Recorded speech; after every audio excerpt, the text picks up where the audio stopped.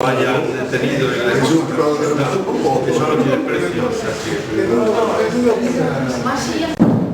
El año nuevo que empieza con el curso escolar. Y entonces, bueno, el compañero Pedro Barragán, que lo acabo de conocer hoy, pues le voy a presentar quién es y luego va a ser el conferenciante. Es economista por la Universidad de Barcelona, experto en relaciones internacionales, especializado en economía china y su impacto global. La trayectoria, tal como viene en la reseña del libro, viene marcada por comercio internacional y operador directo en mercados de futuros financieros. O sea, que es asesor de la Fundación Cátedra China. Esta fundación fue creada por Marcelo Muñoz, que es el que hace el prólogo del libro. Y Marcelo Muñoz, según me dijo hoy, es el primer empresario en China, el primer empresario español que fue a China, ¿no? Es autor de numerosos artículos, principalmente en Público, aparece. El tema habla sobre las cuestiones arancelarias, el proteccionismo de Estados Unidos, la guerra comercial con Estados Unidos y China. Y entonces, bueno, pues nos ha coincidido, me avisó Alfredo, dice, oye, que ¿lo quieres presentar? Bueno, pues es un orgullo poder empezar el curso, este curso en Varillas. Y nos ha coincidido, no sé si estaba pensado, con esta cumbre que se ha celebrado en Tianjin, que ha sido una cumbre pues muy importante. Y bueno, la cumbre, quería decir 4 cosas sobre la cumbre.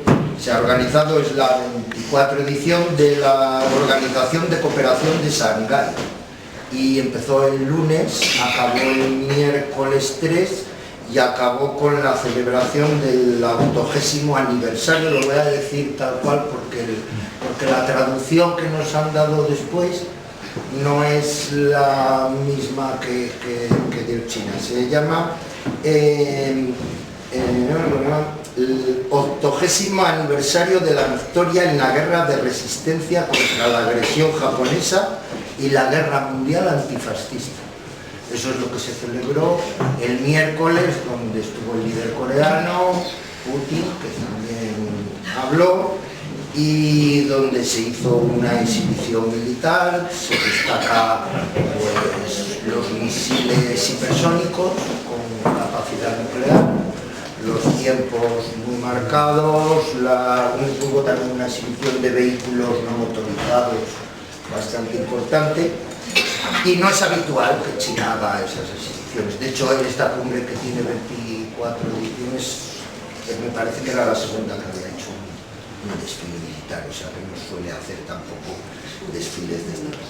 En la cumbre, lo que yo he destacado así de lo más importante que ha salido, bueno, lo más que todos sabremos es la mano entre el líder, entre Modi y Xi Jinping, que es la alianza entre la India y China, los 2 países más poblados del mundo, países enemistados. Bueno, pues ha dado una sensación de unidad, la sensación de unidad entre Pakistán y la India. Y bueno, de las cosas que he destacado, pues o que se han cerrado, la construcción del gasoducto, el gasoducto Siberian 2 por Mongolia, con una cantidad de 50.000 millones de metros cúbicos de gas natural licuado. Dice la prensa que a un precio preferencial. Y bueno, pues ha dado pie que el mundo está girando para Euroasia, el G7 se queda pequeño y dice, oye, que de repente aquí se presenta músculo, se presenta forma.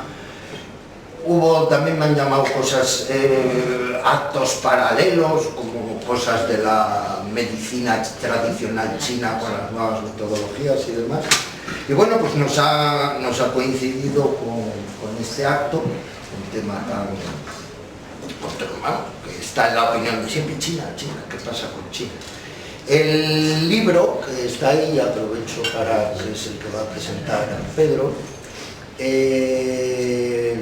está ahí a la venta.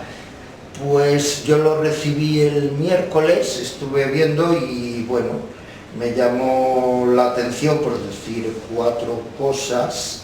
Empieza primero con el capítulo 1 sobre Confucio, todo el tema de la armonía, cómo para el nuevo socialismo chino la parte del confucianismo es tan importante, por qué se rechazó en el salto adelante, en la revolución cultural, que fue donde más lo rechazaron, y cómo ahora se abraza a esa tradición y qué significa toda esa tradición al confucianismo. Le dedica un capítulo importante. Luego nos habla de la historia de China, hace hincapié en el siglo de la humillación. En esta celebración del 80º aniversario es cuando, o sea, ahí destacan la reescritura de la historia y dan fin al siglo de la humillación, como diciendo, nunca más. Aquí el Tratado de Nankín, que fue con Gran Bretaña, Xi Jinping ya dijo que la inferioridad naval le iba a quedar, fue la que hizo que tuvieran que firmar unos tratados humillantes, la entrega de Hong Kong y demás, y que nunca más lo iban a hacer. Luego tiene unos capítulos que empieza a hablar sobre la estructura económica, el socialismo de mercado, que supongo que nos aclarará. Nos habla de las zonas económicas especiales, la tecnología, el Instituto Xuan Guang Kong, lo he dicho aceptablemente, supongo, que es el Silicon Valley chino. Nos habla, él es conocedor, me comentó, trabajó, según me dijo, en el siglo pasado para Nestlé, y entonces todas estas relaciones empresariales y de grandes corporaciones veo que es gran conocedor. Y luego habla de la lucha contra la pobreza china, las diversas tecnologías. Destaco la importancia de la tecnología cuántica, el avance china, y que es una de las principales carreras que tenemos. El apartado fundamental del medio ambiente. Una vez oí que para China no quería medio ambiente, lo quería entero, no solamente medio ambiente, sino entero. Y ahí destaco, pues por ejemplo, ha conseguido el consumo de energía en relación al PIB más alto actualmente en el mundo. Y el tema, hoy hablando con él, salió el tema de la reforestación, que lo habla en el libro. Y dice, bueno, no quiero tocar el tema de los incendios porque parece como muy aprovecharse del momento, pero sí que lo digo, que ha hecho un artículo sobre el tema de la reforestación y el tema de los incendios en China. Y bueno, pues el libro es, pues, creo que muy aconsejable, porque aclara bien todo, empieza con el proceso histórico, el proceso ideológico, el abrazo al confucianismo como importante agarrarse a la tradición, y a nosotros, pues, por acabar ya y darle paso, pues ¿qué nos genera China en nuestras conversaciones? Pues muchas veces lo que oímos es: ay, antes estaba el dominio anglosajón desde el siglo XVII y ahora estos, pero son lo mismo porque los dos van a ir con África y tal. Yo siempre en esas conversaciones digo, no lo sé si será lo mismo, porque estos de momento no les conozco muy bien. A los otros sí, porque los otros sé que van con la pistola, con la CIA, con los otros ya sé cómo van, no sé estos. Siempre está porque están arrasando África, porque las materias primas, que si las tierras raras, que si tal, que si cual. Luego el medio ambiente, ya tú recordarás cuando Humberto Eco empezó aquella conversación, que fue antes de la cumbre de Kioto, como el mundo chino empieza a limpiarse el culo, se acaba el papel, como el mundo chino empieza a usar papel higiénico, se acaba el papel en el mundo. China es la más contaminante, es la más... Bueno, pues eso aparece en nuestras conversaciones. Y para nosotros no sé si es como una esperanza, como un decir, bueno, igual hay otras maneras de hacerlo, porque este ninismo que se habla de ni unos ni otros, yo, ninguno, vemos que los problemas, colapso que están en todos los sitios, empieza a acercarse, que incluso nos puede afectar a nuestra corta vida. Y China, pues bueno, por lo menos para mí, puede tener un enfoque de esperanza. Y de miedo también, la hipertecnologización también produce mucho miedo, como porque conociendo, tomando muchísimos datos y con inteligencia artificial y esta carrera, pues me da miedo. Y yo creo que es con estos temas con los que Pedro nos puede alumbrar un poco. ¿No es así? Pues muchas gracias por la presentación y muchas gracias a todos por estar aquí. La verdad es que es un placer compartirlo con vosotros la tarde, y sobre todo muchas gracias a Enrique, que está por allí y que me ha traído de la mano a hablar con vosotros. Hombre, yo creo que China es un momento apasionante, ¿no? Porque todos un poco nos han bombardeado tanto contra China, y todo China es el eje del mal, todo es malo lo que pasa allí, y entonces estamos viendo ahora cosas y dices, bueno, pues ¿qué está pasando? Aquello está logrando. Yo creo que escribí estos días un poco todo el pensamiento del que hemos vivido, yo creo la mayoría de los que estamos aquí seguramente, pues de nuestra preocupación social, pues viene del siglo XIX, donde todos los movimientos sociales, el marxismo como la corriente de pensamiento más importante que ha influido en todo lo que han sido los partidos socialistas, comunistas, etcétera, o de izquierdas en el mundo, pues definieron un mundo, el socialismo, como una esperanza de progreso para la humanidad, que superase un poco el capitalismo, los problemas del capitalismo. Después de ese pensamiento, de todo ese siglo XIX, que los pensadores socialistas pues, ilusionan a la humanidad en este sentido, en el siglo XX tenemos experiencias de gobiernos socialistas, básicamente la Unión Soviética, países, en el caso de Europa, países del este de Europa, que pues, eran los eslabones más débiles del sistema, pues fueron acosados económica y políticamente, se cerraron para protegerse y terminaron colapsando. Todos los que estamos aquí hemos vivido en nuestra juventud un poco el fracaso de las experiencias socialistas en el este de Europa, que yo creo que se ha marcado a todo el pensamiento socialista. Y mira por dónde que en Asia eso que a la chita callando no fue igual el proceso. En Asia, China, Vietnam, fundamentalmente China, pues toman un camino diferente del socialismo, que ahora iremos viendo, y nos estamos encontrando ahora que por primera vez un país socialista ha hecho la mayor revolución económica de la historia de la humanidad. Luego podemos dar algunos datos que podéis ver en el libro. Lo ha hecho en un corto espacio de tiempo, en 45 años, es tremendo, y ha conseguido aventajar en el progreso, la tecnología, al capitalismo. Esto por primera vez, esto es un cambio en la historia de la humanidad tremenda, porque además no solo es el hecho de decir que es el socialismo, pues yo entiendo que lo que tiene la emancipación de la humanidad no es repartir la miseria a partes iguales. O sea, eso no es lo que el socialismo busca. Lo que el socialismo busca es satisfacer las necesidades de la sociedad y de hacerlo de la forma más eficiente, de hacerlo de mejor manera que el capitalismo. No solamente repartirlo mejor, sino ser más eficaz en el progreso, en la generación de progreso para la humanidad.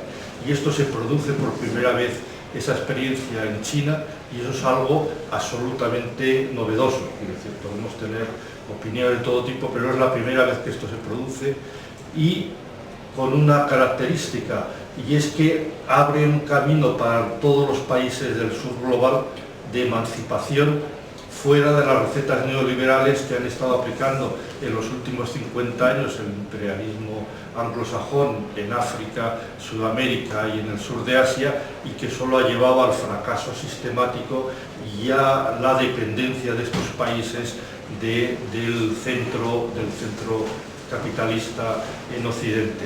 Entonces abre un camino que es un camino de nacionalismo, de poner los intereses del país por delante de los intereses de Estados Unidos o de los intereses de Occidente, de apostar por la infraestructura, por crear las bases del desarrollo económico y buscar el progreso a través de la educación y de la potenciación de de su sociedad, de su clase trabajadora. Yo creo que para mí este es el gran cambio, que si yo os he convencido de esto, de esta noche, pues ya me doy satisfecho, porque yo creo que esto es un cambio histórico que a mí me hace ser optimista dentro de todo esto que estamos sufriendo en España, en Occidente, de esta vuelta hacia la extrema derecha, hacia el trumpismo. Bien, bueno, yo creo que si uno mira a nivel global de la humanidad, el ciclo es muy diferente, es un ciclo optimista, donde el sur global se está empoderando y donde Estados Unidos y Occidente pues ha empezado una época de declive, pues que la iremos viendo en los próximos años.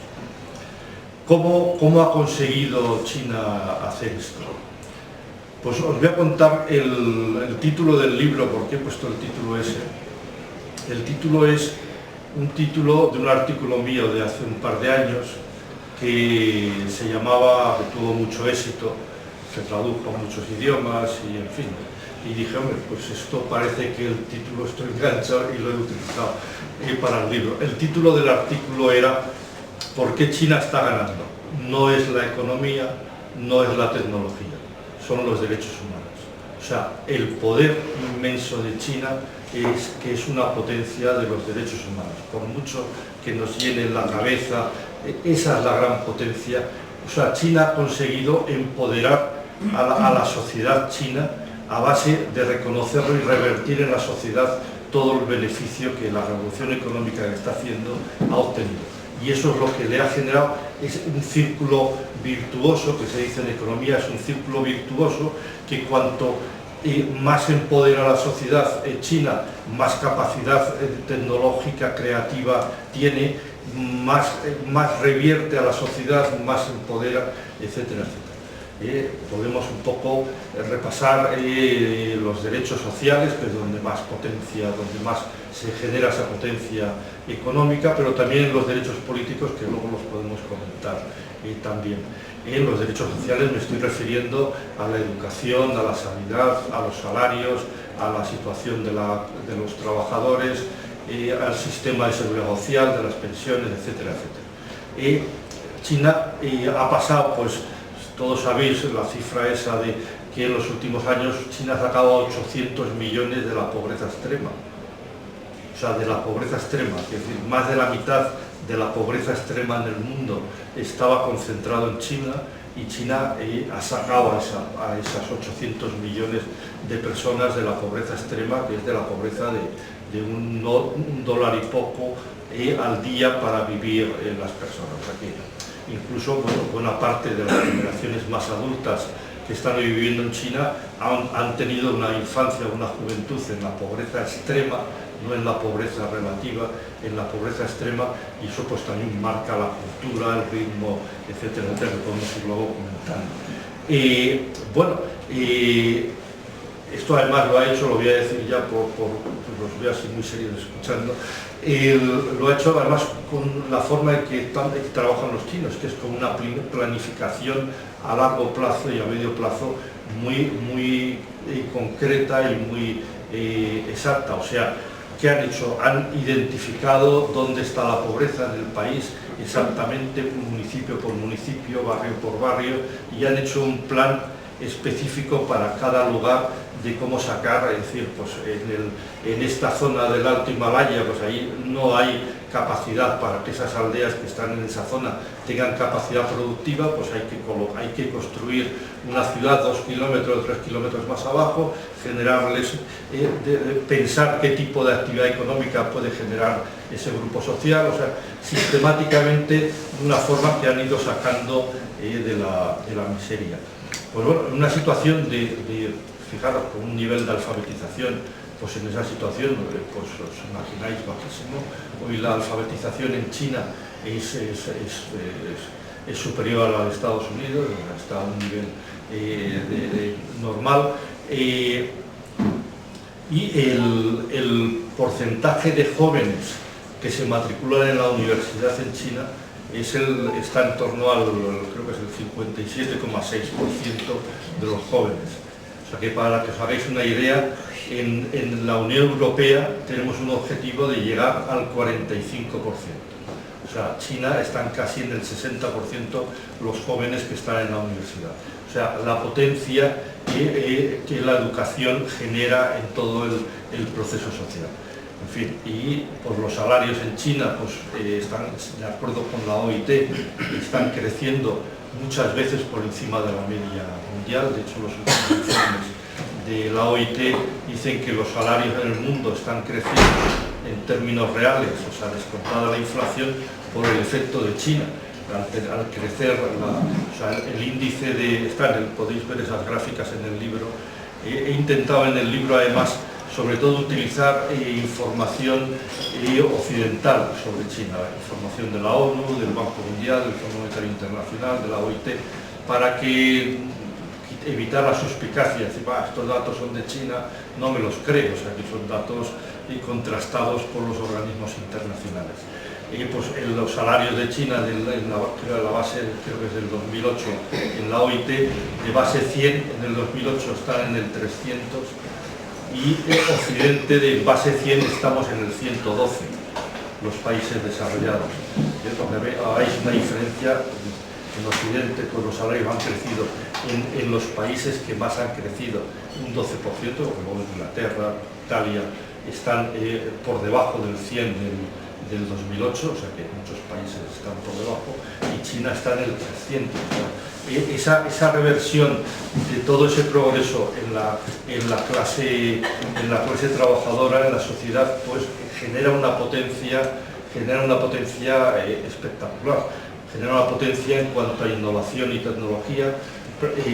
Más de la mitad de todas las patentes que se registran en el mundo, en todos los tipos de patentes, que lo he verificado esta semana con el Centro Mundial, la Agencia Mundial que hace el registro de patentes, más del 50% en todos los sectores en que se clasifican las patentes, más de la mitad de las patentes que se registran desde China. Esa capacidad de innovación, en fin, pues eso, yo creo que esa es la gran potencia de esta sociedad, la capacidad de revertir en la sociedad a través de los derechos sociales y capacitar. Hoy día es la sociedad más capacitada, es lo que se dice, es decir, Estados Unidos, la política de Trump, no va a poder retornar la industria a Estados Unidos porque no tiene una clase trabajadora cualificada para poder manejar las nuevas fábricas tecnificadas que es lo que producen hoy.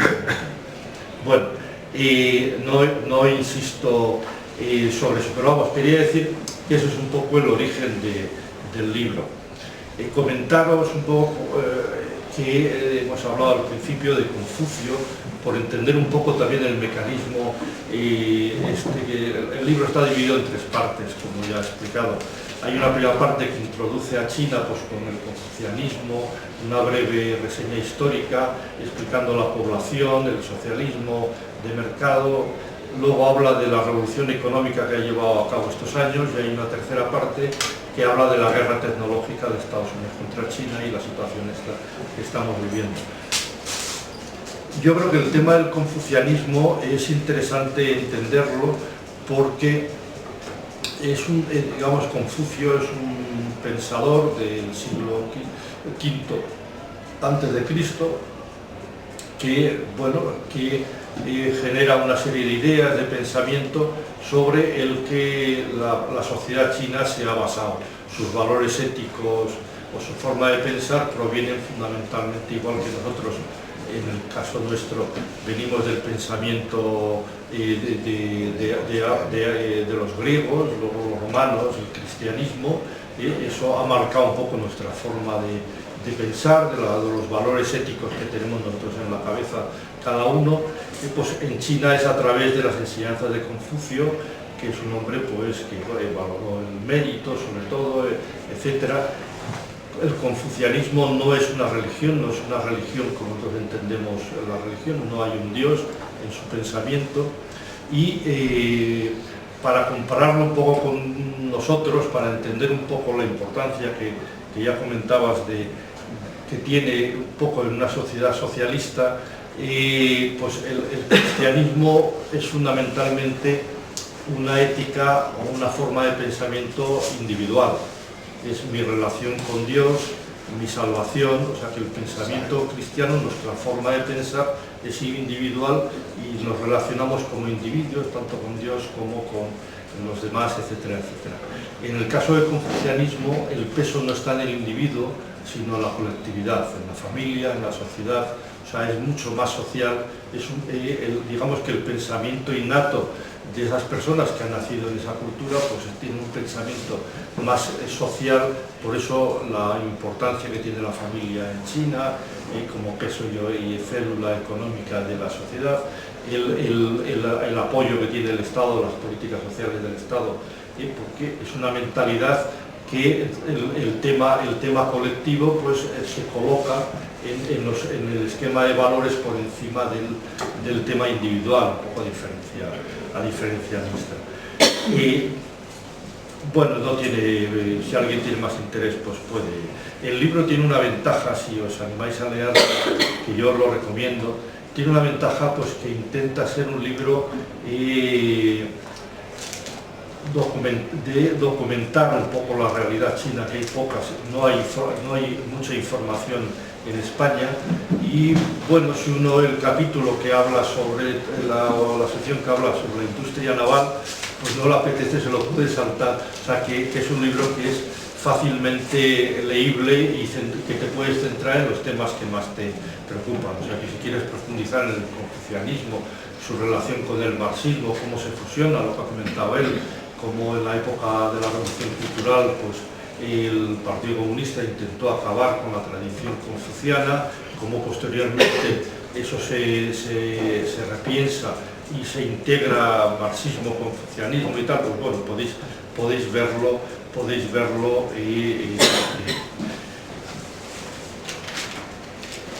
Yo me gustaría, independientemente de que luego hagamos un turno de palabras, o sea, no estaré yo aquí toda la tarde, porque lo más interesante es resolver las dudas que tengáis.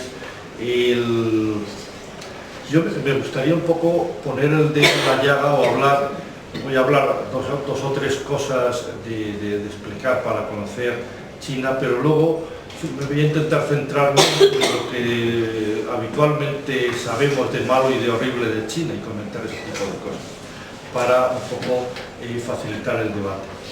El tema del socialismo de mercado, que ya antes ha mencionado, pues yo creo que es interesante decirlo, la diferencia fundamental entre la experiencia de la Unión Soviética y la experiencia china, pues es la definición del mercado. Bueno, en la trayectoria del pensamiento comunista desde Marx, desde el Manifiesto Comunista, Lenin, en general se asocia el socialismo a la propiedad del Estado de todos los medios de producción. Esto fue lo que se está aplicando en Cuba, se aplicó en los países del este de Europa. La novedad o lo que aporta la experiencia china es decir, el mercado no es una característica del capitalismo, el mercado es una característica de todos los sistemas económicos que ha tenido la humanidad desde los orígenes, desde el esclavismo, el feudalismo, etcétera, etcétera, y es parte del funcionamiento de la economía, y que si se quita el mercado de la economía en el socialismo, pues el socialismo colapsa porque no tiene capacidad de desarrollar las fuerzas productivas. Entonces, en China hay un socialismo de mercado. ¿Y eso qué quiere decir el socialismo de mercado? Pues quiere decir que hay un gobierno que se elige pues, con elecciones generales donde todo el mundo participa, y no hay partidos políticos en China con representación parlamentaria, etcétera, etcétera, luego podemos hablar de ello. Y el gobierno pues, planifica, establece objetivos, hace planes quinquenales. El sector público es importante en China, cerca del 30% del PIB son de empresas públicas de propiedad del Estado, pero luego existe libertad absoluta para que cualquiera pueda montar cualquier empresa pues, siguiendo las leyes que existen en el país. O sea, esa libertad de empresa pues, se combina es lo que ha generado pues esta revolución económica tan espectacular, ¿no? Una revolución económica que podría, no sé, porque os hagáis una idea, y pues el caso es que estos días que he estado por aquí hablando de China, trenes de alta velocidad, pues en China hay 46.000 kilómetros de alta velocidad. El siguiente país en el mundo que tiene más alta velocidad es España y tenemos 2.000. El total de alta velocidad que hay en el mundo, excepto China, son 10.000, un poco menos de 10.000 kilómetros. China tiene 46.000. Además están ya con los trenes estos que levitan, que van por imanes sin tocar el suelo, como para alcanzar velocidades de 600 kilómetros al no tener... en fin, están en la producción de acero en el mundo. Más del 50% del acero que se produce en el mundo se produce en China. Más del 50% del cemento que se produce en el mundo se produce en China. Más del 50% de la industria naval, de todo lo de los coches eléctricos, de los paneles solares, de las turbinas, o sea, tiene una potencia económica tremenda, ¿no? De hecho, una cosa que viene bien comentar al decir esto es decir, la relación entre Estados Unidos y China. La relación entre Estados Unidos y China desde la época de Kissinger, de finales del siglo pasado, ha sido una relación de amor y odio, una cierta entente que ha funcionado durante todos estos años, donde Estados Unidos ha estado constantemente atacando a China, porque claro, China tiene 3 defectos que son absolutamente insoportables para Estados Unidos.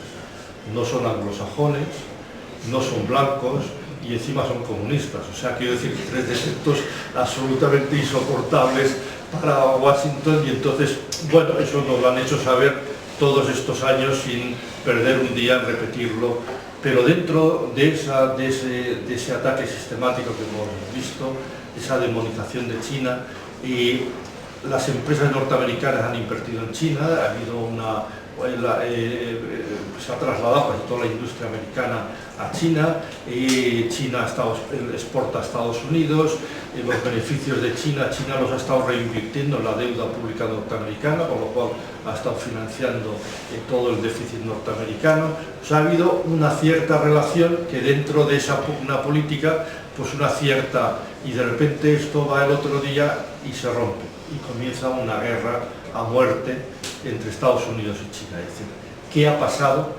¿Qué es lo que ha pasado en el mundo para que eso que estaba funcionando y que les iba bien a Estados Unidos, que ganaban dinero, y le iba bien a China, que ha progresado con esa situación, ha podido financiar y hacer todo su progreso económico?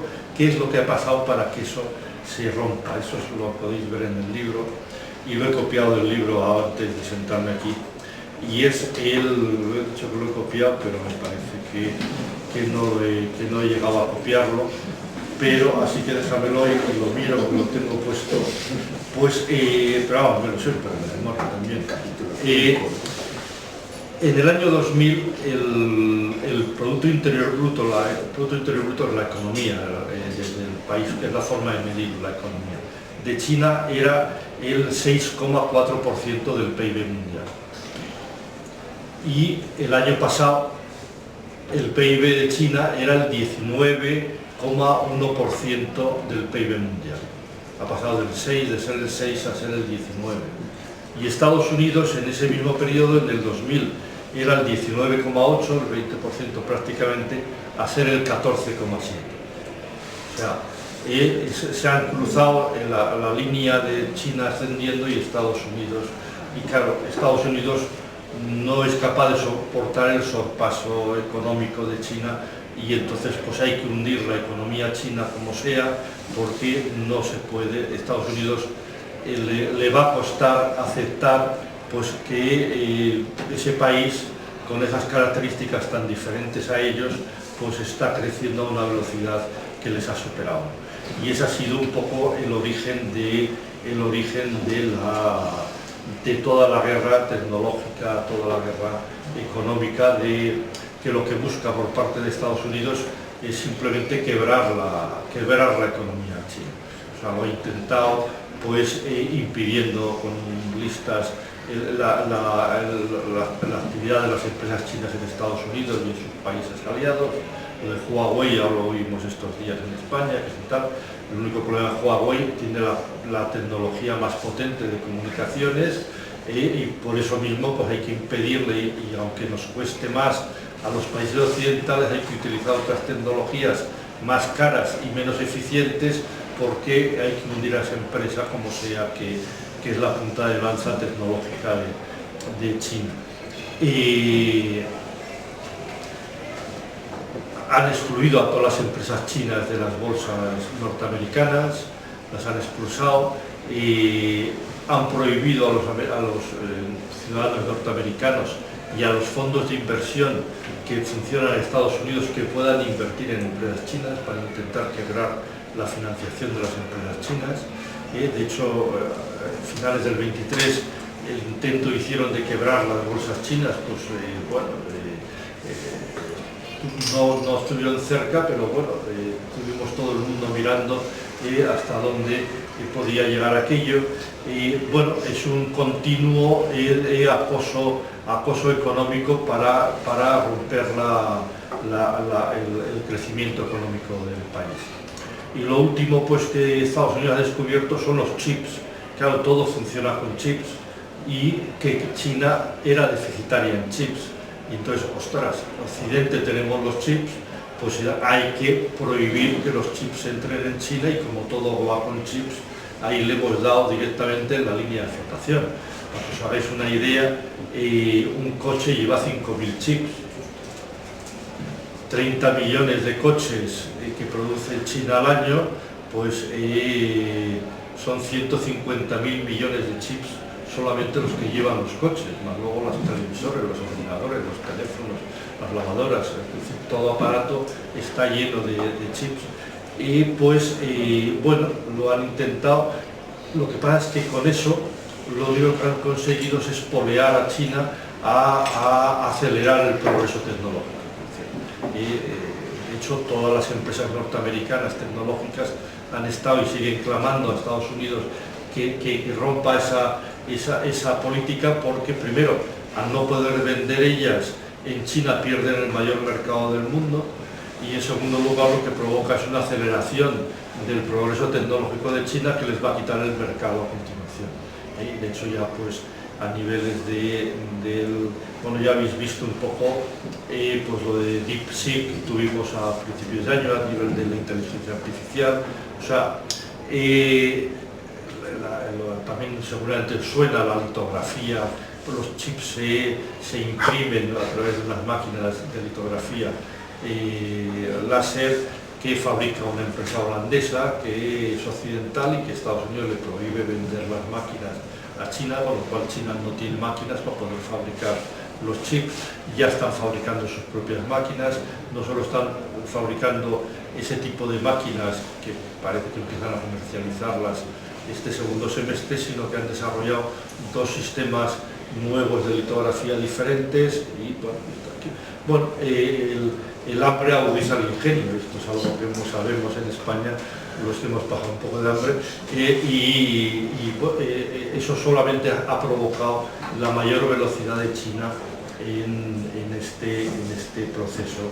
Y además China ha conseguido, porque la otra vertiente que está Estados Unidos intentando hacer en el terreno tecnológico es crear barreras de definición, intentar crear un sistema tecnológico de Occidente cerrado a Oriente, para que los países que están en la periferia, en el sur global, se encuentren con la situación de decir: yo que escojo el sistema Windows o el sistema Harmony, entonces el Android y crear esa incompatibilidad, para luego presionar políticamente a esos países más dependientes para que utilicen China. La estrategia que ha adoptado es, en lugar de ir a una tecnología propia, lo que está yendo es al código abierto. Ha definido la tecnología, la está desarrollando todo en código abierto. Lo vimos sonará en DeepSeek, la inteligencia artificial, que era en código abierto, no solo era más barata de producir, la habían hecho rápidamente, sino que además cualquier empresa del mundo, en Brasil, en México, donde sea, puede coger esa tecnología y desarrollarla, porque tiene todo el código y hace su propio desarrollo adaptado a sus propias necesidades. Claro, eso da una potencia, porque entre estar dependiente de unos sistemas occidentales, que encima Estados Unidos pues utiliza la tecnología, el dólar, etcétera, como herramienta de sometimiento político a otros países, como estamos viendo estos años, el poder tener la tecnología, el código abierto, donde yo puedo hacerme propietario de ella y desarrollarla a mi libre criterio y con absoluta libertad y con derecho de propiedad sobre ella. Y esto lo han hecho no solo en la inteligencia artificial, sino pues en la estructura de los chips. Todos los chips funcionan con un sistema software de NVIDIA, la empresa esta americana, que se llama CUDA. En China está desarrollado el CUNA, que es todo un sistema en código abierto, que todo el mundo puede desarrollar esos chips de NVIDIA en un sistema de código abierto, adaptárselos, producirlos en los sistemas operativos o de disco duro de las estructuras que se utiliza la ARM, para los que os suene, que China está utilizando el RISC-V.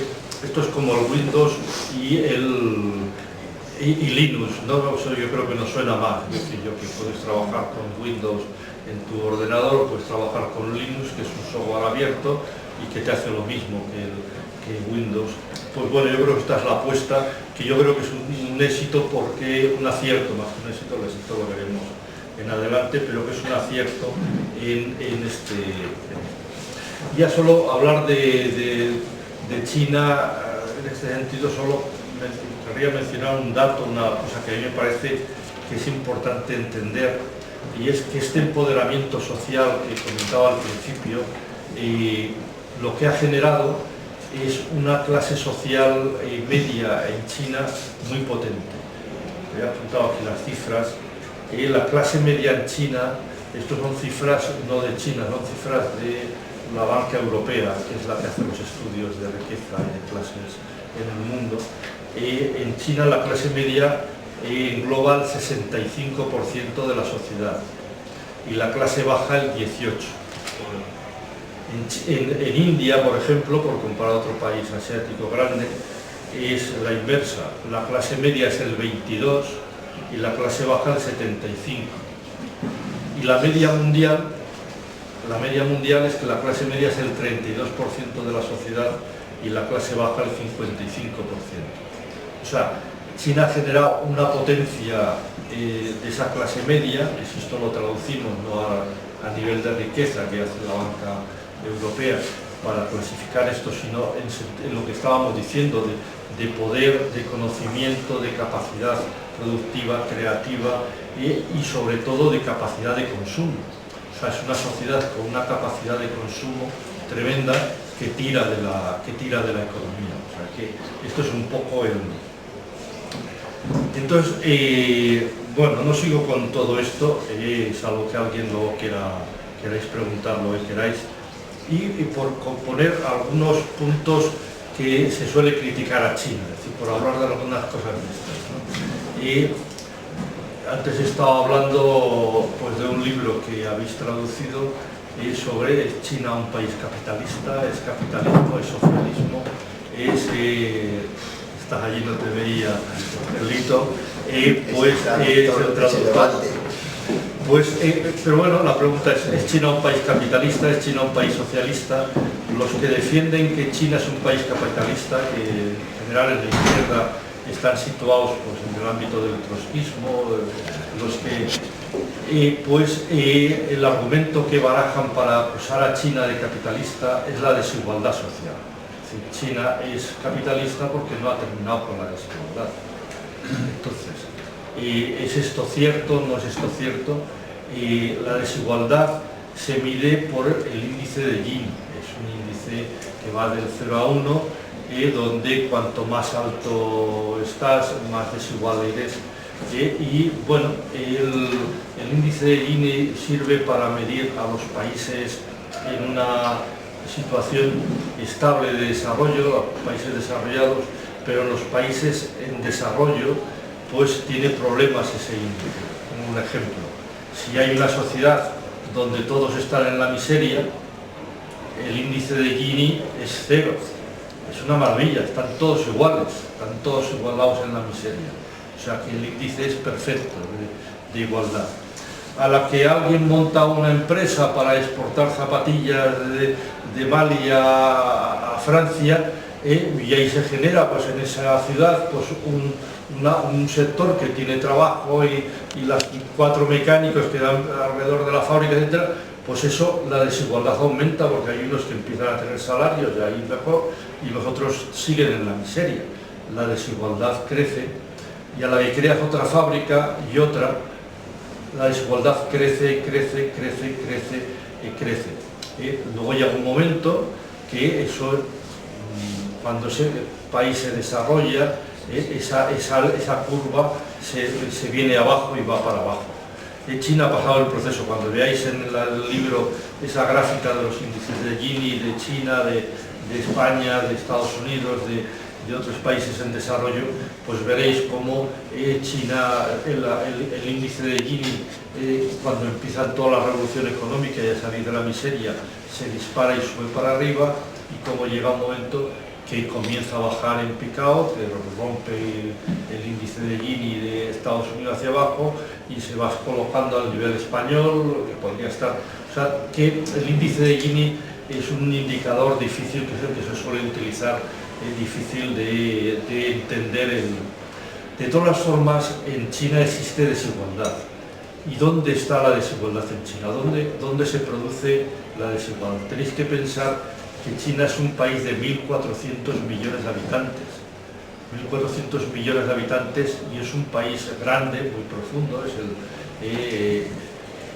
y donde todas las ciudades, toda la economía se ha ido situando sobre la costa, sobre toda la costa, y todo el interior de China pues está más atrasado. O sea, es decir, China ha pasado 600 millones de personas de trabajar en el campo a las ciudades, ha creado esas ciudades gigantescas y supermodernas que vemos en los documentales, porque en estos años 600 millones de personas se han pasado del campo a la ciudad. Ha habido que crear ciudades, hospitales, universidades, casas para 600 millones de personas.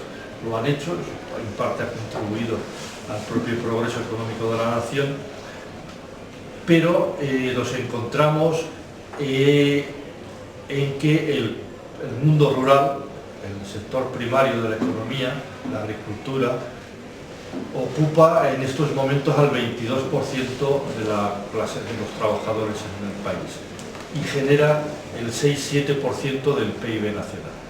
O sea, el 22% de la clase trabajadora, del trabajo, está dedicado en la agricultura a producir el 6-7% de la economía. Eso se compensa porque los que están en la industria pues producen mucho más en proporción. Claro, repartas como repartas eso en el mundo rural del interior de China, o lo repartas como repartas, hay una diferencia tremenda entre los hogares chinos rurales y los hogares chinos urbanos. La desigualdad mundo rural, mundo urbano, sigue siendo muy grande. O sea, para que os hagáis una idea, mi cálculo es que China necesita mover del mundo rural al mundo urbano a unos 250 millones de personas para que el nivel de urbanización de China sea como el de España. O sea, para alcanzar el nivel de urbanización nuestro, le falta mover a 250 millones del campo a la ciudad. ¿Qué quiere decir eso? Que el campo está empobrecido, ¿no? Porque donde más crece la productividad en China es en el campo. Bueno, de hecho es una economía productiva porque son 1.400 millones y los están alimentando y aún exportan temas agrícolas. O sea, la productividad crece mucho más en el campo que en la industria, porque otra cosa, según tú sacas personas de trabajar en el campo, lo vas mecanizando, etcétera, pues eso se divide por menos trabajadores. Pero mientras eso se produce, existe esa división que es la división social importante en China, está en esa diferencia mundo rural, mundo urbano, pues que bueno, va avanzando. En el libro tenéis gráficas de cómo avanza esa evolución. Otro tema que suele ser controvertido en las discusiones, etc. China es el país que más contamina del mundo. Es el que emite más CO2 a la atmósfera en la Tierra. Bueno, no hay duda, yo digo siempre, que China emite mucho más CO2 que Andorra. O sea, no tenéis la menor duda. O sea, solo los pelos de las vacas chinas emiten más CO2 que Holanda, ¿no? Porque sabéis que los gases de las vacas es el principal contaminante ahora de todos los nitratos y de los más peligrosos. Estamos pasando en el Acuerdo de París del tema del CO2 a todo el tema de los otros gases que también son. Pero bueno, pues es igual dónde están las vacas. El tema de la contaminación no es un problema de qué país contamina más, sino son los chinos los que contaminan más, porque hay que dividir la contaminación que hacen por los 1.500 millones que son. Claro, los chinos contaminan la tercera parte que los norteamericanos por emisiones de CO2 por habitante, y además tienen toda la industria del mundo está focalizada en China, que sería donde se genera. A pesar de tener la mayor industria del mundo, pues las emisiones per cápita están bastante por abajo del ranking mundial. O sea que en ese sentido es una... De todas formas, China lanzó una guerra al tema climático en el 2012. En el 2012 se produjo una toma de posición muy fuerte por parte del gobierno chino de orientar toda la economía hacia el tema del problema climático, y desde el 2013, el 2012 todavía no se notan las gráficas, pero a partir del 2013, por ejemplo, la contaminación de las ciudades baja en picado y está ahora de estar en el top mundial, pues le queda bastante recorrido para abajo. Ha apostado totalmente por el tema de la electricidad, de los coches eléctricos, es el mayor productor no solo es el mayor productor de paneles solares y energía eólica, sino que es el país que más instalaciones solares y eólicas está haciendo, pero es como el 70% de lo que se está implantando en el mundo se está implantando en China. Hay una apuesta por las energías alternativas muy grande. De hecho, en el Acuerdo de París, algunos conoceréis que el Acuerdo de París en realidad son dos acuerdos. El Acuerdo de París es del que Estados Unidos ha desgajado por segunda vez y ha dicho que ellos pasan del cambio climático y que no van a hacer nada por reducir las emisiones, y se han salido del Acuerdo de París. El Acuerdo de París establece que los países desarrollados tienen un compromiso de reducir las emisiones de CO2 que hacen a la atmósfera. Entonces cada país tiene un objetivo que se ha comprometido en ese Acuerdo de París de cómo ir graduando esa reducción de emisiones pues a lo largo con objetivos al 2030, 2050, etc. Mientras que el segundo acuerdo es el acuerdo de los países en desarrollo. Claro, a los países en desarrollo, a un país de Senegal o a Mali o cualquier país de África, no se le puede decir que tiene que reducir las emisiones, porque las emisiones las produce la industria del cemento, la electricidad. Claro, no podemos decir los occidentales, no, vosotros no pongáis centrales eléctricas porque contaminan, porque esto nos hunde a la humanidad, y ellos tienen que quedarse sin luz y sin poder. Bueno, es un acuerdo, los países en desarrollo lo que tienen es un objetivo de en qué año se comprometen a hacer el pico de emisiones y empezar a declinarlas. Este es el doble acuerdo del Acuerdo de París. En el caso de China, el compromiso de China era declinar las emisiones a partir del año 2030 y que hubiese emisiones cero de carbono en el año 2060, y de hecho China lo ha logrado ya este año. Este año ya China ha llegado a ese objetivo con 5 años de anticipación y ha comenzado el mecanismo que utiliza, aparte de todo el tema este de las energías alternativas, es lo que tú has mencionado de el consumo energético por unidad de PIB. O sea, lo que intenta China, la clave dice que es reducir el consumo de energía por unidad de producción. Esa es la clave para mejorar el futuro de la Tierra y la relación de la Tierra con los elementos. Entonces, pues hay planes, de hecho, pues prácticamente casi todas las acerías de China las han transformado, han quitado los viejos hornos por hornos diferentes que con otros combustibles, etc. Hay todo un proceso de renovación de los sectores o de las industrias más contaminantes para mejorar esa eficiencia energética en la producción, que es lo que reduce pues, el consumo energético y por ende las emisiones globales de la sociedad. Y por mencionar otra última cosa del tema de África que tú has dicho también, es decir, pues China se está apoderando de África y está comprándolo y es tan imperialista como han sido los otros en África. El caso, la experiencia de África o de China con África procede de los años 60, que se produjo el proceso de descolonización de África, los movimientos de liberación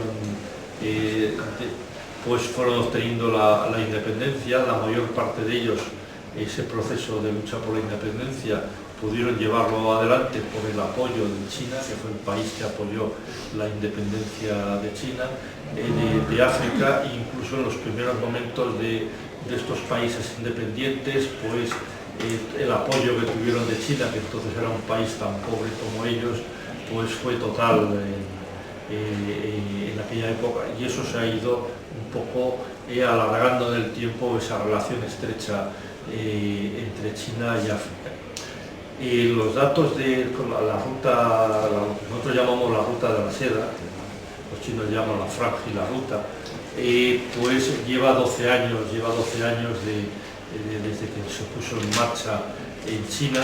Uno de los sitios donde casi todos los países están dentro de la franja y la ruta es en África, y lo que China ha generado de infraestructuras en África en estos 10 años que podéis ver por ahí, pues Enrique el otro día en otro lugar pues lo leía, pues son 60.000 kilómetros de líneas de alta tensión, 300.000 kilómetros de redes neuronales, kilómetros y kilómetros de vías férreas, de autopistas y carreteras, aeropuertos, puertos, y solo en un proceso de 10 años. O sea que es espectacular la inversión que ha hecho China en este sentido, y no quedándose con la propiedad de ningún tipo de tierra. China no busca el tener la propiedad de la verdad. Es que una empresa china pueda tener un solar o pueda tener una fábrica o una empresa en cualquier país y tenga un trozo de suelo para montar el almacén o la industria que sea. Y además el sistema de préstamos que hace China a estos países del sur global se diferencia mucho de los préstamos que hace Occidente. Fundamentalmente China presta para hacer infraestructuras, son préstamos orientados a la construcción de infraestructura. En estos países es la mayoría de los préstamos chinos, mientras que la mayor parte de los préstamos occidentales van dirigidos a consumo, a financiar consumo, muchas veces de consumo de productos occidentales cuya compra se financia con estos créditos, y además los tipos de interés que está aplicando China son inferiores en media, según los organismos internacionales, a los préstamos occidentales. Y además China, y a través del mecanismo de los BRICS,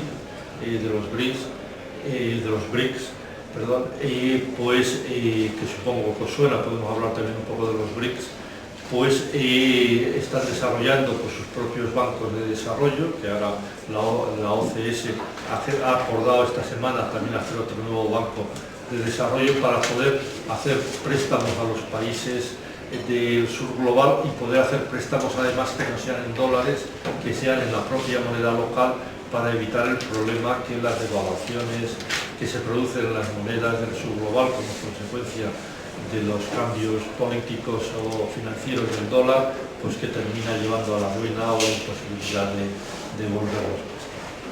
No sé, esto es un poco, llevamos una hora, yo creo que podríamos hacer preguntas. Si no hay preguntas, yo sigo hablando porque tengo libro para rato. Hacemos turnos de 3 preguntas. Bien. Quedaron varios temas por ahí, la educación, el sistema. Vamos a ser concretos y vamos a hacer preguntas. Sí, está tú, Nieto y Bueno, has hablado del empoderamiento social que hay en China. ¿Qué papel tienen las mujeres ahí? ¿Qué papel se ha desarrollado? Muy bien. Sí, el término socialismo de mercado me suena muy raro. Yo creo que la manera de producir es capitalista. De hecho, se han valido, yo creo que de esa voracidad del máximo beneficio de las empresas occidentales para ellos seguir en esa línea. Eso sí, lo han controlado muy bien y han orientado, yo creo que los resultados. Me pregunto si no es la socialdemocracia bien entendida, que duró poco tiempo en Europa, porque bueno, ahora llamamos partido socialdemócratas algo que, bueno, socialismo del mercado. Sí, está clarísimo y es excelente la pregunta. Lito. Un poco por alusiones, no es una pregunta Lito, el traductor del libro. que no es una pregunta la que tengo, sino simplemente una información que no sé cómo se encaja en este turno de preguntas. Pues bien. Una información, es decir, una... No sé. Dila. A ver, en primer lugar, el problema que nos planteamos siempre en Europa, donde tenemos el laboratorio de la verdad, de cuando una cosa es ortodoxa o no. Entonces, se está preguntando ahora si el sistema chino es comunista o no es comunista o es capitalista, que viene a cuento del libro del que te hablé, Pedro, que traduje y que se publicó en el Viejo Topo en el año 21.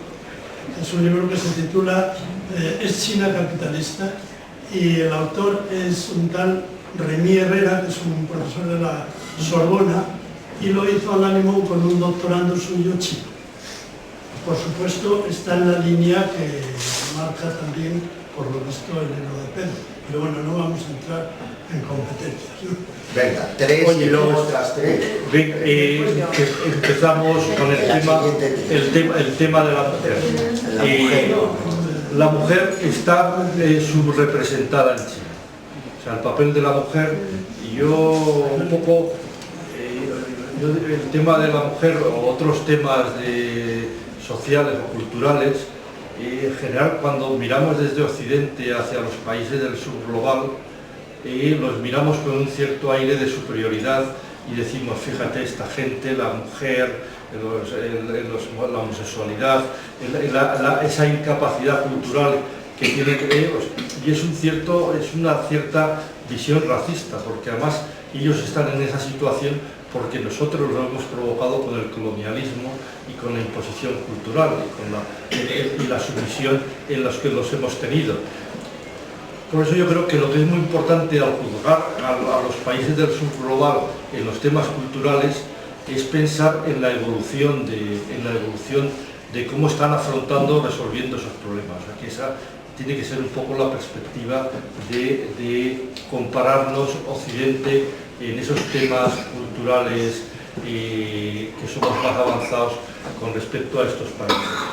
La posición de la mujer a nivel político está absolutamente subrepresentada, está en torno a la cifra, la tenéis en el libro, yo no sé si vamos a decir que es en torno al 37, además al 30, no sé si el 27 o el 37, me entra la duda de mujeres en la Asamblea Popular Nacional, en el Congreso, digamos, que es casualmente la misma proporción que hay de mujeres en la Cámara de Representantes en Estados Unidos. O sea que la mujer es la minoría en China que está subrepresentada, porque las minorías sociales, raciales, porque en China coexisten diferentes etnias, donde la mayoritaria es la Han, pero hay otras, están sobre representadas en todas las instituciones. En el caso de la mujer está infrarrepresentada. En el tema económico y de la empresa, la mujer está teniendo una velocidad de crucero mucho mayor que en la política. Quiero decir, el papel de la mujer en las empresas, el porcentaje de mujeres que trabajan es similar al porcentaje de hombres que trabajan, o sea que en ese sentido la mujer como ama de casa no existe en China, no ha existido tampoco en la experiencia socialista que tuvimos el siglo pasado en Europa, y ha ganado mucho terreno. De hecho, decíamos que casi el 60% de los jóvenes se van a la universidad. El grueso de los titulados que van saliendo de las universidades hoy día, hay más mayoría de mujeres que de hombres. La mujer está teniendo en el terreno educativo un avance que está superando a los hombres, y eso le va dando una preeminencia en esos, si se licencian 12 millones o 13 millones de nuevos licenciados en las universidades chinas, y la mayoría son mujeres. Eso va generando un empoderamiento del mundo del trabajo y las empresas que cada vez es más notable. ¿Cómo está? El otro día preguntaban en el Bierzo por esto, y es difícil medir esto. O sea, cómo está luchando China dentro de que lo está haciendo mal, pues donde más se está produciendo una lucha sobre el papel de la mujer es en la parte rural, donde la situación de la mujer es peor en China, es en la parte rural, que decíamos, frente a la zona, a Shanghái. Las mujeres en Shanghái pues son mujeres modernas, han estudiado, que en fin, una chica de Shanghái de 30 años no le tose nadie, porque bueno, tiene su carrera, tiene su profesión, tiene su vida. En China pues la natalidad se ha hundido como en España, pues porque la mujer tiene unas carreras profesionales que cada vez retrasa más el tener el primer hijo. Ese retraso del primer hijo pues termina provocando el no tener ninguno o tener solo uno. Bueno, pues una situación similar a la que hay en España. En el interior queda en la cultura china todavía muchos atavismos que afectan a la mujer, que ya no son los pies estos pequeños que todos sabemos de que les vendaban los pies para que tuviesen los pies pequeños las mujeres en China. Eso ya no existe, pero todo el tema de las dotes en los matrimonios, toda una serie de factores que terminan afectando al papel de la mujer en la familia, etcétera. Y esto contaba el otro día, pues que en todas estas regiones o zonas rurales lo que hay son comités que, cuando una pareja va a casarse, pues parejas que se han casado, grupos, se reúnen con la pareja, les explican, se reúnen con las familias para convencer a las familias que no pueden vender a las hijas ni pueden, y todo el tema de dotes, que renuncien a ello.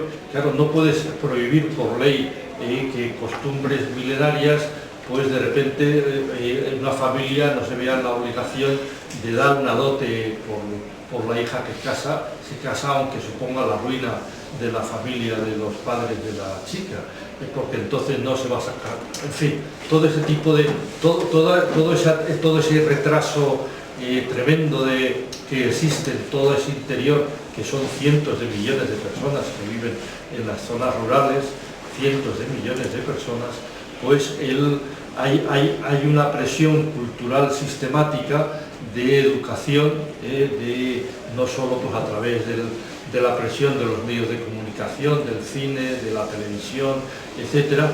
Pero bueno, digamos, y esta es la situación. La situación de la mujer es lamentablemente una situación de discriminación que aún le queda bastante campo por recorrer en el caso de China. O sea que esto es el punto donde está. Con respecto al si China es socialista o capitalista, bueno, yo diría que la existencia de mercado no quiere decir que sea capitalista. El que alguien pueda montar una empresa libremente, respetando las leyes que hay establecidas en el país, pues yo creo que eso no califica al país de capitalista. Pero hay una idea que me ha gustado mucho más que has planteado, que decir, bueno, si China lo que hace es que tiene una economía mixta de mercado y centralizada de las empresas públicas, tiene mercado, tiene planes quinquenales, planifica a largo plazo la economía, los chinos sobre todo planificando a 5 años y no a 50, tienen una capacidad de planificación muy notable la cultura china. Y si buscan eso y lo que buscan es satisfacer las necesidades sociales, pues qué diferencia hay de lo que has dicho de la socialdemocracia europea.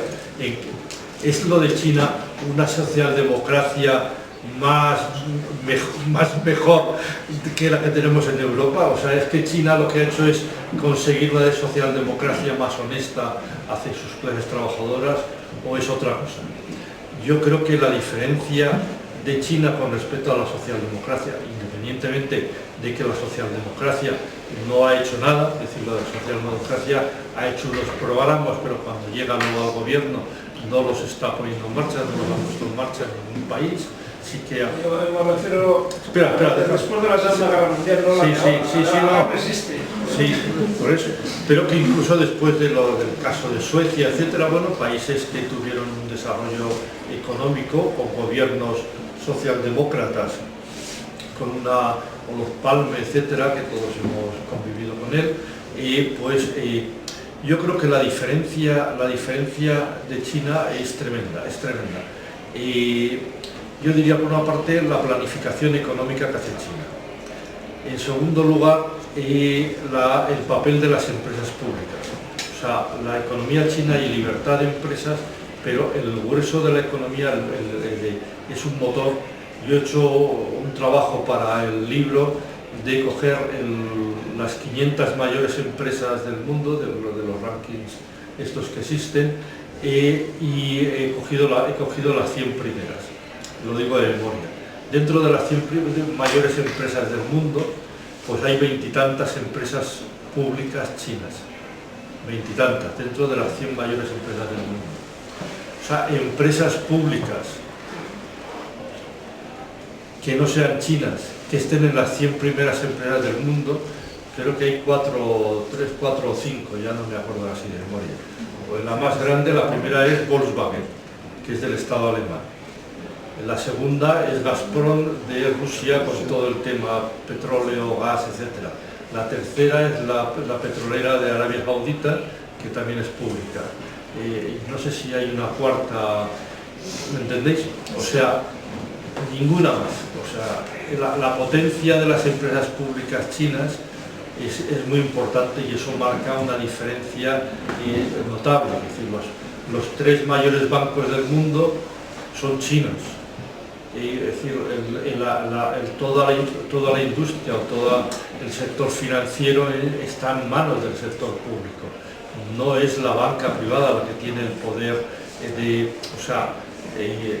hay bancos privados también, se permite Alipay con Alibaba, esta empresa tiene pues, a nivel tecnológico pues, todo el sistema de tarjetas de crédito, etcétera, etcétera, pero el sector financiero y pasa lo mismo en todos los sectores estratégicos de China. O sea que China sí que es en este sentido muy diferente de lo que sería la socialdemocracia.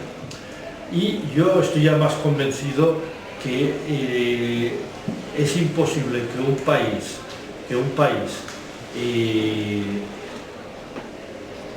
en desarrollo, un país del sur global, pueda hoy salir de la situación de pobreza en la que está, manteniendo el Estado la propiedad de todos los medios de producción.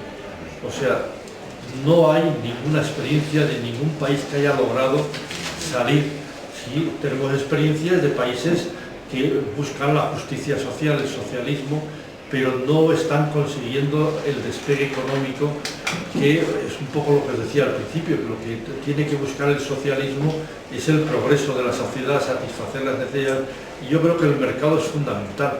Lo que no puedes dejar es la economía o el país en manos del mercado, que es lo que hace el capitalismo. Es decir, ¿quién domina en Estados Unidos? Quien domina es el capitalismo duro, es el neoliberalismo, son las grandes corporaciones las que marcan, las que terminan poniendo a los políticos, los que tienen el poder y el control de las elecciones, etc. Claro, eso es muy diferente a decir, no, es el Partido Comunista de China el que tiene el control, el que marca unas pautas y garantiza la continuidad de... que esto podríamos luego también, si no hay alguna pregunta, preguntaré yo, pues todo el tema de los derechos políticos en China, de reunión, manifestación, expresión, de los partidos que existen, cómo funcionan, pero vamos, otras preguntas. Ahora otro turno. A ver, estaba Vicky, yo también tengo una pregunta, porque yo también puedo preguntar. Y la tercera, la señorita... Yo quería saber algo. No, empieza Vicky. Vale. Primero. Yo quería preguntarte sobre la sanidad. La sanidad, bien. En China, La si es sanidad. pública, Sí, si es sí, privada, sí. si es universal. Sí, perfecto. Yo quería preguntar el tema de la educación. He visto que le da mucha importancia y que es también competencial. Y incluso parece con un poco de miedo todo esto del liderazgo. Muchas de las cosas que aquí estamos en contra, parece que China le da muchísima importancia a este sistema competencial de educación. Venga, y la tercera. Bueno, yo quería saber algo sobre los BRIC. Los BRICS. Sí. Bien. Vamos. Sí.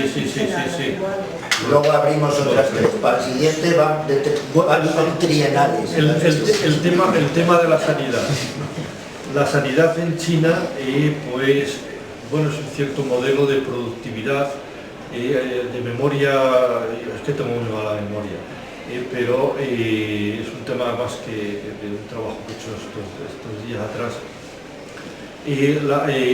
El porcentaje del Producto Interior Bruto que se dedica a la sanidad en China es bastante reducido. Si lo comparamos, si lo comparamos con Estados Unidos, también España tenemos un gasto sanitario mucho más reducido que el gasto sanitario de Estados Unidos. O sea, que China está situada en el bando, digamos, donde hay un fuerte equilibrio financiero del tema sanitario. La sanidad en China es universal. La sanidad de China está en el 90 y muchos y pico % de que están en la sanidad pública, pues igual que en España, pero no es el 100%, porque hay extranjeros, porque hay, en fin, pero digamos que se puede considerar que es un sistema de sanidad universal.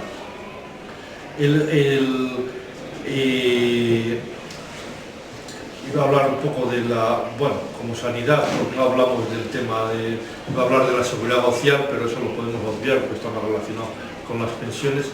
El nivel de ratios sanitarios que China ha conseguido en la sanidad, por ejemplo, yo he anotado, pues niños que mueren en el parto, madres que mueren en el parto, mortalidad infantil en los 5 primeros años, todos estos ratios que mide la Organización Mundial de la Salud. China está, por ejemplo, por delante, que yo lo he comparado, bastante por delante a Estados Unidos. O sea, a pesar de la diferencia de gasto, pues está bastante por delante en los ratios sanitarios de Estados Unidos. China tiene, por otra parte, un sistema diferente del sistema de pago. Tiene un sistema de la sanidad que se asemeja a nuestro sistema farmacéutico. Nosotros en España tenemos un sistema sanitario que es diferente del sistema farmacéutico. El sistema sanitario es universal y gratuito y el sistema farmacéutico es de copago. Nosotros los medicamentos que nos receta el médico de la Seguridad Social pagamos un porcentaje en la farmacia cuando vamos a comprarlo. Entonces en China existe el copago también en la sanidad, en los hospitales, es un sistema de copago complejo porque depende del tipo de enfermedades, de la situación de ingresos de la familia que tiene ese gasto sanitario, etc. Esto se mide se mide pues, en el porcentaje que las familias dedican a la sanidad, y China vendría a tener un sistema de costo sanitario para el medio de las familias que podría equipararse al costo de las familias españolas, que además de tener la sanidad pública tienen un seguro privado en Asisa o en... Este podría venir a ser más o menos el nivel de porcentaje, el costo ese de lo que cuesta una compañía privada en España, viene a ser la media de lo que viene a costar el copago en China. O sea, es un sistema que va desapareciendo, pero que han conseguido financiar la universalidad de la sanidad utilizando el sistema de copago en estos... Vale, el tema de la educación. El tema de la educación, yo comparto un poco tu preocupación, porque bueno, todo país que está progresando a esa velocidad, que además viene de una situación de pobreza de ayer, donde todavía viven los que estaban en la pobreza, todo eso genera una fuerza de superación, de competencia con los hijos, de educarlos, de triunfar. Además, hemos dicho que el sistema de pensamiento chino es un sistema muy meritocrático, no solo he llegado a explicarlo con el confucianismo. Una de las bases es el mérito personal tiene mucha importancia. Confucio fue el que introdujo las oposiciones en China para todos los cargos públicos, luego se copió en todos los países del mundo. O sea, el mérito, la capacidad es algo que tiene mucha fuerza en China. Eso, luego podemos ver qué implicaciones tiene en el mundo del trabajo, en las jornadas laborales, etc. En el mundo de la educación, y pensando en la educación de los estudiantes preuniversitarios, antes de la universidad, de lo que nosotros sería, etcétera, que es donde se produce la presión sobre la adolescencia. En China la presión que han tenido los estudiantes es enorme, porque todos los padres han estado pagando a los hijos, al salir de clase, pues clases privadas en centros privados de refuerzo, porque por ese espíritu no sé, no encuentro la palabra exacta, pero me entendí lo que quiero decir, ¿no? Esa presión que se traslada del logro, de llegar, de superar, de obtener unas notas para llegar a la universidad, etcétera, etcétera. Y bueno, llevan ahora unos años China, eso es un tema con una preocupación social grande, prácticamente han eliminado todas las clases particulares.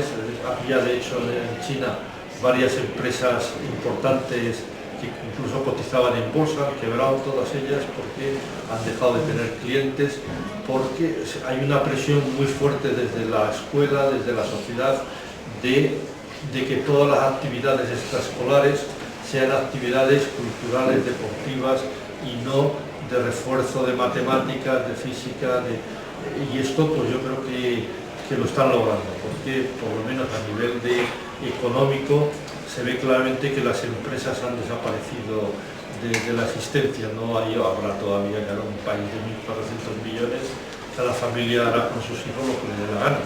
Pero me refiero de como tendencia general de la sociedad, yo creo que eso lo han revertido bastante. El otro cambio grande que se ha producido, que se está produciendo en los últimos años en la educación en China,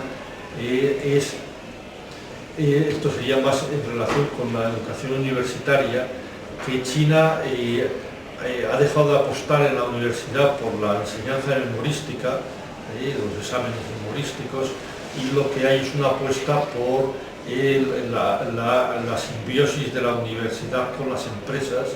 Todas las universidades han montado grandes polígonos empresariales con empresas de su sector, donde las clases se combinan con las empresas, se integran, la investigación de la universidad está centrado en las necesidades de las empresas de ese sector, de lo que les preocupa o necesitan para... y entonces una simbiosis de unir la universidad con el mundo económico y además no apostando a la enseñanza memorística, sino a la enseñanza de investigación, de generación. Yo creo que esos son los dos cambios más grandes que... Por otra parte, el otro cambio grande de China es que China estaba enviando cientos de miles de estudiantes fuera. En Estados Unidos había 600.000 estudiantes chinos en las universidades. Biden les impidió la entrada y los echó. Y bueno, ahora Trump dice que va a volver a dejar entrar a los 600.000 estudiantes chinos. Sabemos si será una mitad de las que dice, pero digamos que esa irradiación de la juventud al mundo a aprender, porque China es la imagen esa que yo quiero transmitiros de un país socialista que no se cierra en sí mismo, que no se cierra en el consumo, que el consumo tiene de todo, porque lo fabrican de todo, es la fábrica del mundo, donde uno puede comprar todo lo que quiera y donde no tiene ningún problema ideológico. China es el primer mercado de Hollywood, de las películas de Hollywood, y ha estado enviando pues esos 600.000 estudiantes cada año a Estados Unidos a estudiar sin ningún problema de que los adoctrinen del anticomunismo. Es decir, es una mentalidad absolutamente, es una idea del socialismo muy diferente de la que nosotros hemos mamado en nuestra juventud en España, de los que hemos tenido una experiencia más pro-china, en el izquierda más radical o más pro-soviética en el Partido Comunista o en la órbita del Partido Socialista. Es un socialismo en este sentido absolutamente diferente que, bueno, ya lo expliqué antes, ¿no? El tema de los BRICS. Pues el tema de los BRICS, el BRICS es el acrónimo de Brasil, Rusia, India, China y Sudáfrica. Empezó siendo BRIC, luego se unió Sudáfrica, fue BRICS, y ahora son los BRICS Plus, porque hay 12 países, bueno, está la duda de si Arabia Saudita, nadie sabe. Si Arabia... Lo dijo China que tenía que incluir a Sudáfrica porque tenía que haber un país de... Sí, bueno. Y además hay un montón de países asociados que están solicitando el incorporarse. Hay un apéndice o dos del libro dedicado a los BRICS, tenéis interés, y bueno, los BRICS representan hoy la voz del sur global en el mundo, es decir, están ahí casi todos los países importantes del mundo, no está México, pero bueno, en fin, casi todos los países importantes están o solicitan estar o están asociándose, y porque estamos en un mundo donde las instituciones que nos hemos dado la sociedad a partir de la Segunda Guerra Mundial, Occidente se ha apoderado de ellas y no las suelta. El Banco Mundial, el Fondo Monetario Internacional, ahí el voto está en función del tamaño económico del país. Pero los países del G7, si lo mides en población, son muchísimo menos que los BRICS, que son prácticamente la mitad de la humanidad. En economía, los BRICS multiplican casi por 2 la economía de los países del G7, o sea, en todos los terrenos, y en cambio ahí hay unas fórmulas y el Occidente se niega a modificar Estados Unidos gobierna el Banco Mundial y Europa el Fondo Monetario Internacional. Lo tienen repartido así y tienen unas fórmulas para impedir y se niegan. En la Organización Mundial de Comercio, que podría poner orden a todo el caos que está generando Estados Unidos con los aranceles, pues pasa exactamente lo mismo.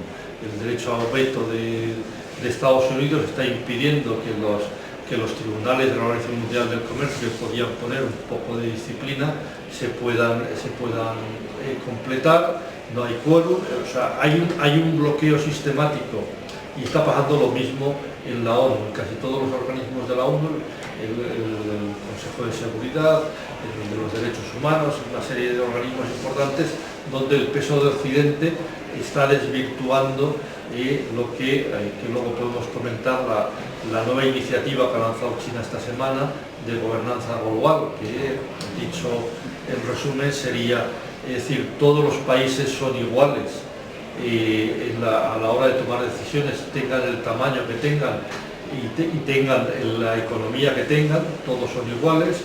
El mecanismo de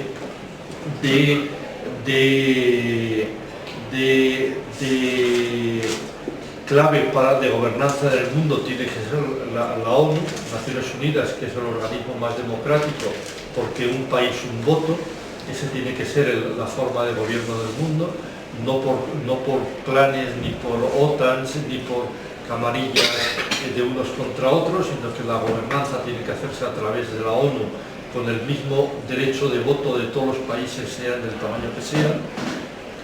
El tercer punto es el multilateralismo, que todo el mundo pueda comerciar con todo el mundo y que no se pongan barreras ni arancelarias, ni tecnológicas, ni de ningún tipo para el comercio en el mundo, que todo eso esté centrado en las personas y no en la riqueza, y que sea a base de medidas concretas que se llegue. Esos son los 5 puntos que estos días habréis oído en la prensa que ha lanzado China en la reunión esta de la... Pues digamos que los BRICS están pretendiendo esto, la otra parte que más nos llama la atención es el tema de la desdolarización. Sabéis que el dólar desde Bretton Woods, una palabreja que es el sitio donde se reunieron para tomar el acuerdo, pues se rompió el patrón oro. Antes las monedas estaban soportadas por la cantidad de oro que ese país tenía para imprimir moneda. Tenía que tener oro por el valor de la moneda que imprimía. A partir de Bretton Woods ya no hay un respaldo en oro. El dólar ya no está respaldado por las reservas de oro de Estados Unidos. Es lo que se llama las monedas fiduciarias, el aporte económico, no hay que aprenderse eso. Y vivimos un mundo absolutamente dolarizado, donde el dólar tiene un predominio tremendo sobre el comercio internacional, sobre las finanzas, sobre los recursos de todos los países, las reservas, etcétera, etcétera. Y además estamos en un mundo en el que Estados Unidos, que ha vivido de imprimir billetes de dólar a dólar y venderlos por $1 cuando es un papel que no vale nada imprimirlo y nos los vende a dólar, ¿no? Pues esa riqueza que ha generado con ese predominio del dólar, pues ha hecho la estupidez de utilizar el dólar como agresión política y como forma de dominación contra Rusia, contra Irán, contra una serie de países. El uso del dólar como mecanismo de imperialista para someter a otros países, a otras economías, pues lo que ha generado es el terror de la mayoría de los países del mundo. Es decir, ahora han sido estos, mañana vamos a ser nosotros, pues imaginaros en Brasil, ¿no? Es decir, lo que ha hecho Estados Unidos con Brasil, pues dice, pues claro, en Brasil dices, pues esto,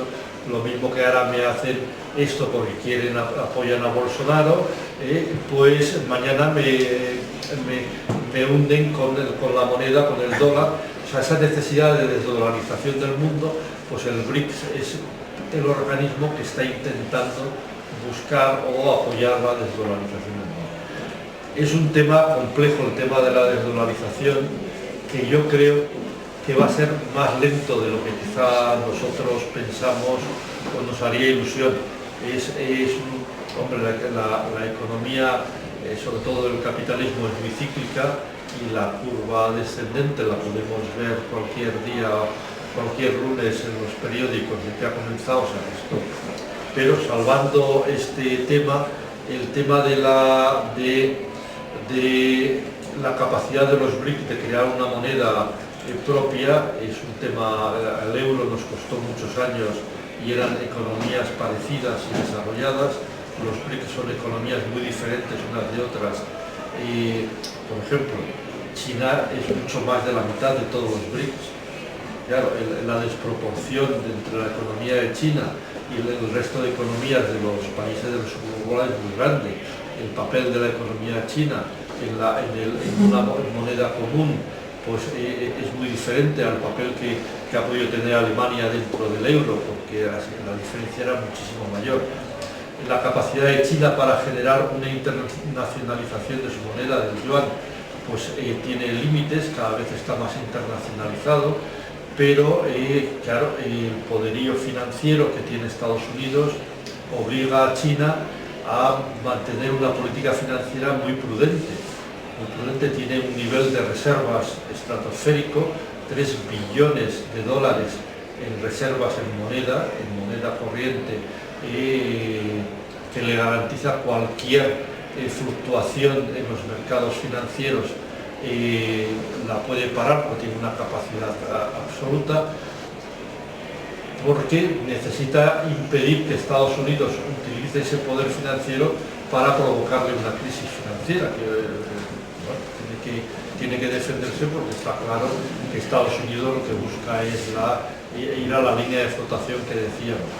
Eso hace que la convertibilidad absoluta que tiene el euro y el dólar en los mercados financieros, el yuan no la ha alcanzado, porque tiene un cierto control de capitales para impedir este riesgo de que Estados Unidos, que sigue siendo la potencia occidente financieramente más importante del mundo, pues pueda utilizarlo para quebrar o generar una brecha financiera en la economía china. Entonces todo el sistema que utiliza China es un sistema de intercambio de monedas. Llega a acuerdo los bancos centrales de China con el de Brasil y se intercambian 5.000 millones de dólares en la moneda, no en dólares, y entonces eso permite el comercio en las monedas locales, porque los bancos centrales de los dos países soportan que todos los bancos que operan en esos países tengan moneda suficiente para poder que el mercado funcione en todas las necesidades, pero es con acuerdos país a país, es un tema complejo. Por eso digo que eso puede ser, pero desde luego los BRICS es la esperanza de la emancipación del sur global. Y por ahí me están diciendo ya que abrevia porque me estás enrollando mucho. Venga, la última tanda, y yo prometo... Y corta. Venga, preguntas 1, 2, no hay más. 2, acabó. Venga. 2 a la 1, el compañero. ¿Cómo hace la reducción del consumo en China? ¿Cómo se hace eso? La reducción del consumo. Reducción del Y a mí me consumo. interesa el mundo rural. ¿Hasta qué punto esto está interviniendo tanto en la posesión de las tierras o en la planificación de cómo se van a utilizar, la maquinaria que se utiliza? Pero claro, también es una planificación rural. Muy bien, de una situación. muy bien. Bueno, la tercera, Quique, y la democracia hecha. venga, ¿Cuál has dicho? democracia. Y la democracia. Diana me has dicho. Tiananmen y la democracia. Lo del mito, los uigures.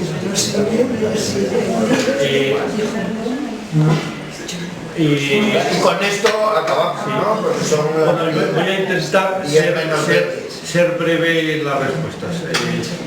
Disculparme. En el mundo, el nivel de consumo que tenemos en España de carne de ternera es imposible extrapolarlo a los 8.000 millones de personas que vivimos en la Tierra. No hay capacidad en la Tierra para alimentar tantas terneras como para que todos los 8.000 millones puedan comer cada semana la cantidad de carne de ternera que tenemos nosotros. Es un poco tu problema, tu tema. Claro, esto es evidente y esto hemos de luchar con respecto a esta situación. El consumismo nos lleva al desastre porque ya el agotamiento de los recursos de la tierra. Pero el mundo, lo mismo que el acuerdo de París que hablábamos, el mundo hay que dividirlo de los países avanzados y los países pobres en desarrollo. Claro, hay que decirles que no coman más ternera a los africanos. Si aún no lo han probado. O sea, tendrán derecho a poder comer más ternera en África. Claro, somos los países desarrollados los que tenemos que modificar la pauta de consumo. Pensar que hemos dicho que China ha sobrepasado la economía de Estados Unidos. pero claro, son 1.400 millones de chinos. Si dividen la economía de China por 1.400 millones, la renta per cápita que sale es 6 veces menor que la renta per cápita que sale en Estados Unidos, porque solo dividen por 300. ¿Entendéis?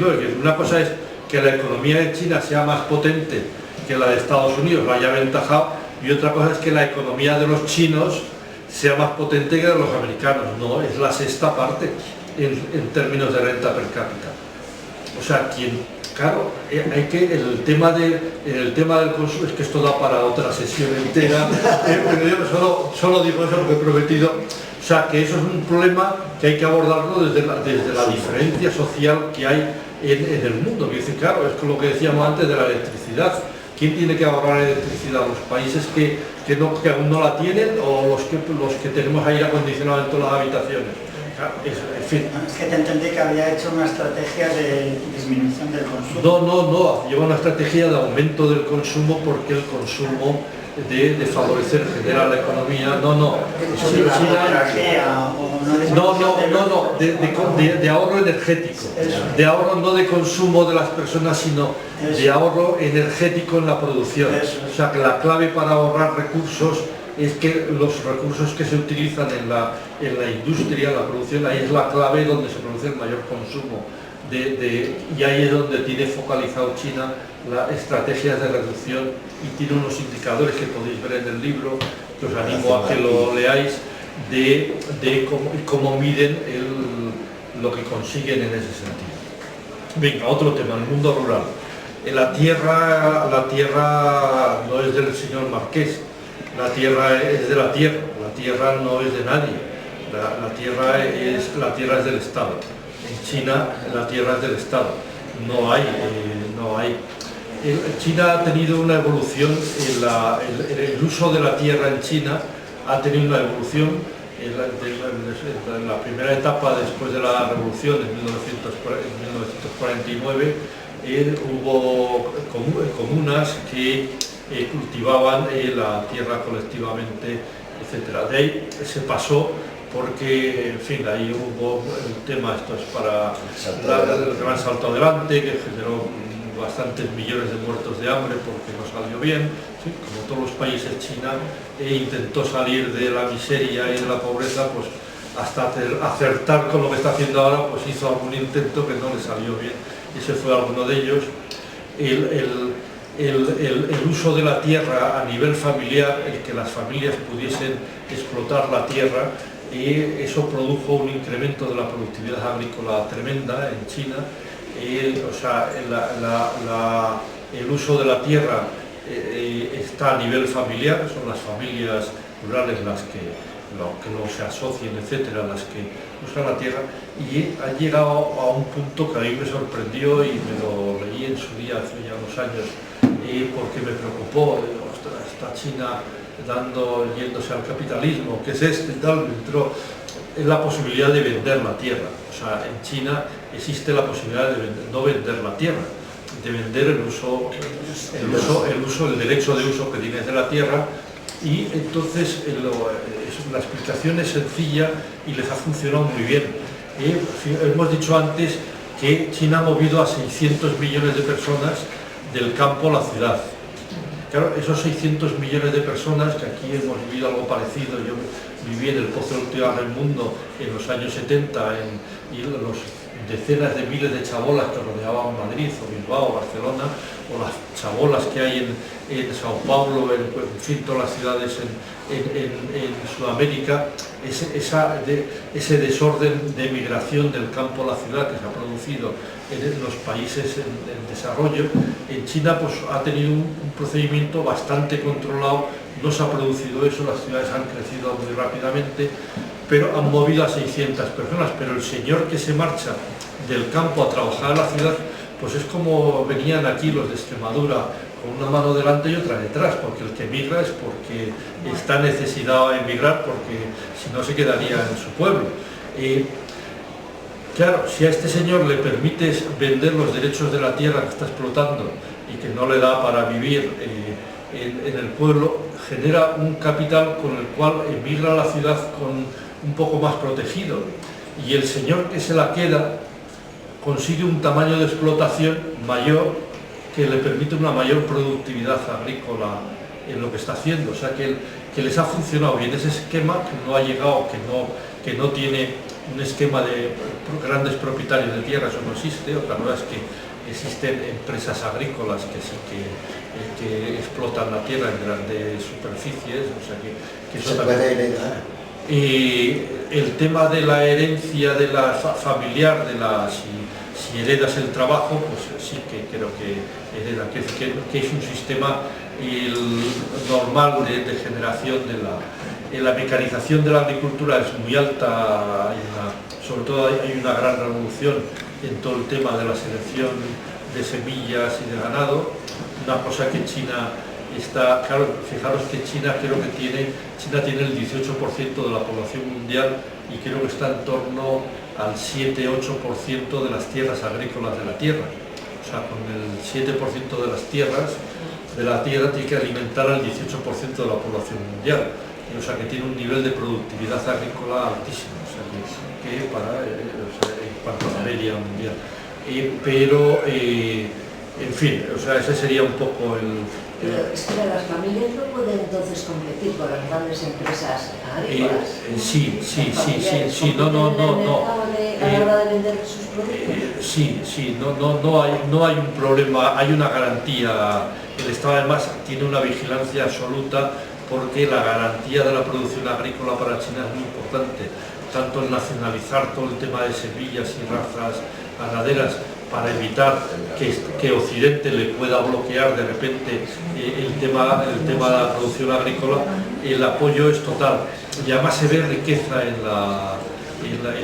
el campo. Nosotros hemos estado por la zona de Suzhou, al norte de Shanghái, y veías que los barcos grandes en las casas, en los canales, o sea que no te sé explicar la estructura de la propiedad de la tierra, porque no me la sé de memoria ahora, pero sí que hay un apoyo total, absoluto